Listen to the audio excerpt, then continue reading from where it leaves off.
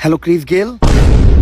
আরে মাঠে এটা কেটার ডুকি হুন্ডা কাল্লাপাড়ার সামনে এটা মহিলা মনে হইতাছে, এইটাও কাল্লা। অবশ্য আমার কাছে তিনা তিনা লাগতেছে, একটু কাছে দিয়ে দেখি। ও মাই গড, এটা তো ক্রিস গেল। ওয়েলকাম গেল ভাই, ওয়েলকাম। কিন্তু গেল ভাই, এটা কেডা? This is my baby, your baby. কিন্তু গেল ভাই, হঠাৎ করে ভাবিরে নিয়ে এলেন? খালি কি এই খেলা খেললেই হইব? ওই খেলাও তো খেলতে হইব। ওই খেলা না খেললে আমার এই খেলা ভালো হয় না। ওই খেলা দিয়ে কোন খেলার কথা বললো গেল ভাই?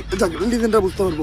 ব্যাটিং করতে নামতেছে গেল ভাই, আর ভাবি রে বিরাট কোহলির সালাম। এখন দেখার বিষয়, এটা গেল ভাইয়ের সামনে আমাকে ঘূর্ণি নানি টিকতে পারে কিনা।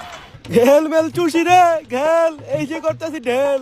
গেল রে দিকে রেগে গেছে আমাকে নানি, তো বোলিং স্টাইল চেঞ্জ করে মালেঙ্গের মতো বল মারলো নানি। গেল উঠায় মারতে, বল ডিরেক্ট মাঠের বাইরে, ক্লিয়ার সিক্স। আর এদিকে নানির কি হলো? জীবনের প্রথমবার নানির বলে কেউ ছয় মারতে, এটা নানি সহ্য করতে না পাইরা করলো হার্ট অ্যাটাক। নিয়ে যাও তোমরা নানিরে, মিসিউ নানি।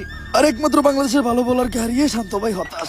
আর এইদিকে বাংলাদেশি বোলারদের বল, গেল ভাই ব্যাট নাড়াচ্ছে আর বল মাঠের বাইরে। বাংলাদেশের যেসব বোলাররাই বল মারছে টং টং, তারাই খেয়ে যাচ্ছে চুদ্দিং পং।